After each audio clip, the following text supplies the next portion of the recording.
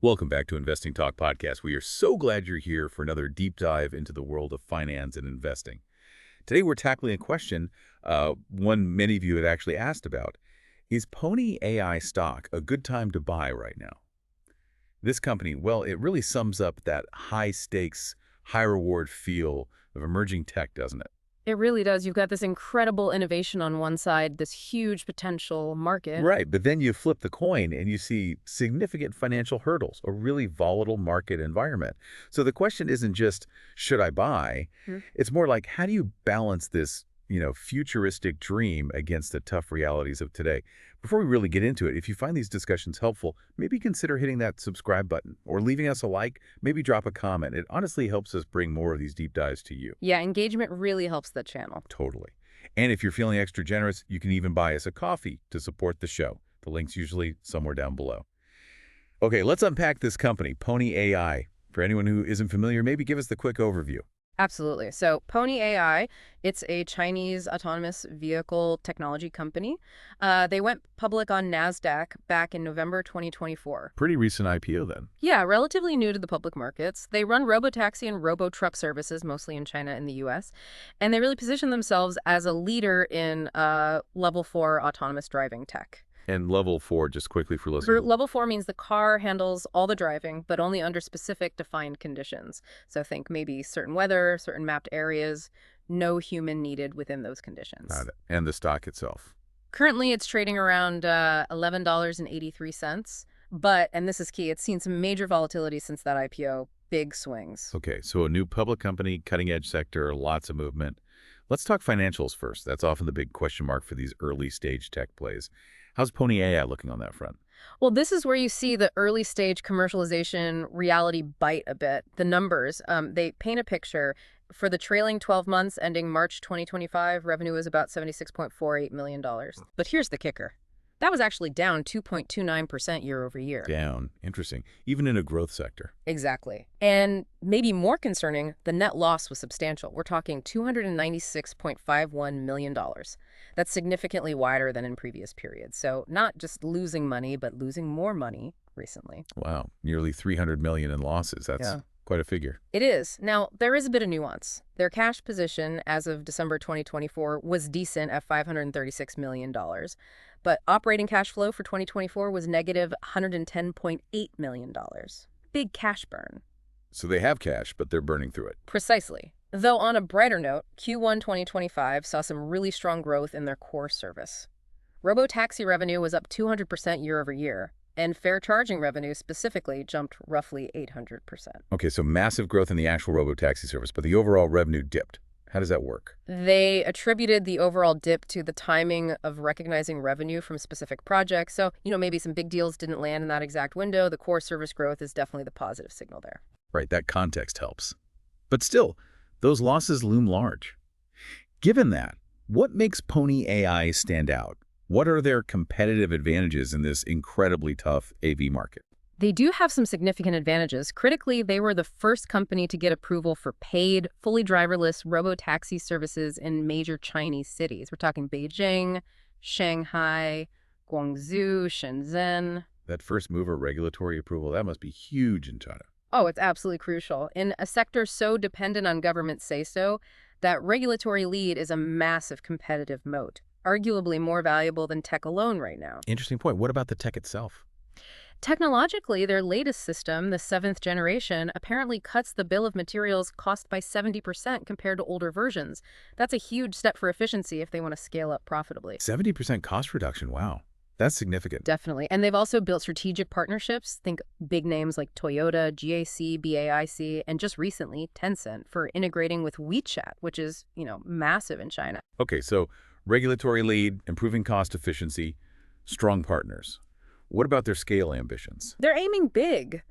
The plan is to expand the fleet to 1,000 vehicles by the end of this year, 2025. And then they're targeting 10,000 plus vehicles within, say, 3 to 5 years. 10,000 vehicles. That's serious scale. It is. And it lines up with how the Chinese robotaxi market is expected to explode. Projections are like over $161 billion by 2025, maybe $201 billion by 2030. It's a potentially enormous pie they're chasing. Okay, this is where it gets, like you said, really interesting.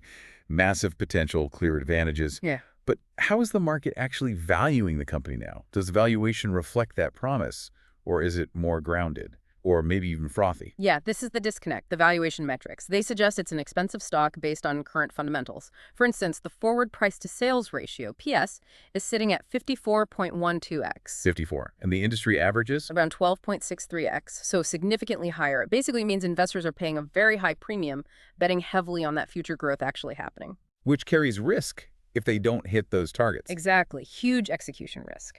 Now, this kind of premium isn't totally unheard of for early-stage AV companies, but it's steep. The price to earnings, PE, well, that's not really meaningful because they aren't making profits, right? Negative earning. Look, other metric. Price to book is around 4.7x. Enterprise value to revenue is about 47.1x. The market cap is currently $4.20 billion. Okay, so expensive by most standard measures. Generally, yes. But, interestingly, some relative valuation analysis puts a fair price range estimate between about $6.05 and $13.54. Oh, so the current price of around $11.83 is actually inside that fair value range. According to that specific analysis, yes, How it far? falls within the zone. However, then you look at analyst price targets, they average $19.20. 1920, that's quite a Yeah. bit higher. Over 60% upside potential from here. Yep, 62.3% upside potential based on those analyst targets. So you see this real tension. Current metrics say expensive, some valuation models say fairish, and analysts say big potential from here. That's a fascinating mix of signals. What about the technicals? Does the stock chart itself give us any clues about what investors are actually doing? The technical picture, it's pretty concerning right now. It leans bearish. We mentioned the current price is $11.83, but look at the 52-week range.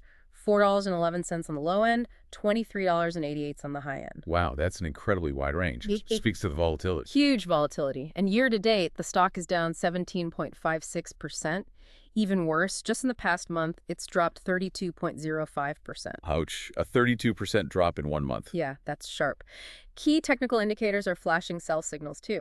The RSI, Relative Strength Index, is at 38.6, which is generally bearish, maybe heading towards oversold, but not quite there.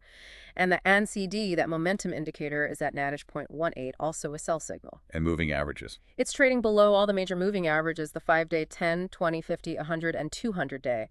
That usually points to a strong downtrend across short, intermediate, and long-term views. So technically it looks pretty weak right now. Any support levels nearby? Yeah, immediate support looks to be around $10.40, and then maybe $10.32. Resistance levels, where it might struggle to break above, are around $12.35, and then $15.26. So while the RSI suggests it might be getting oversold, the overall trend is strongly down. Okay, so a real mix. Fundamental promise and regulatory wins, but financial losses and technical weakness. What about recent news or sentiment? Any specific events shaping how people feel about Pony AI lately? Yeah, there have been several key developments. On the plus side, that partnership with Dubai's Transport Authority for robotaxis is a positive sign for international growth. Right, expanding beyond China and the U.S. Exactly. And the launch of that Gen 7 system with the 70% cost cut, that's fundamentally good news for scaling. Plus, the continued expansion in China and that strong Q1 robotaxi revenue growth, we talked about 200% year over year. Okay, those are definite positives. What about the negatives? Well, the big shadow is U.S.-China trade tensions. That's definitely weighing on sentiment, especially for international plans. The stock recently dropped over 18% just on those geopolitical worries. Yeah, that's a risk factor you can't really control. So not easily. And there was also, unfortunately, a robo-taxi fire incident reported recently. That naturally raises safety questions, which are paramount in this industry. Right. Any safety issue gets magnified. For sure. But despite all this, the current analyst sentiment, as we touched on, remains very positive. The consensus is actually strong buy. Still, even with the fire and trade tensions. Yep. All three analysts covering it rate it a strong buy. Average price target, $19.20. You've got big names like Deutsche Bank, Bank of America, Goldman Sachs initiating coverage with strong buy ratings. That's powerful backing. It suggests they see these issues as maybe short-term headwinds against a very strong long-term story. That seems to be the perspective, yes. They're focused on the market opportunity, the tech leadership in China, and the path to scale. Okay, so for someone watching this, what are the key things to look out for? What upcoming catalysts, short-term and long-term, should potential investors be monitoring? Good question. Short term, say the next 3 to 6 months, Keep an eye on the next earnings report expected around August 15th, 2025. That'll give an update on financials and fleet growth. And that 1,000 vehicle target for year end. Exactly. Progress towards that 1,000 vehicle fleet is key.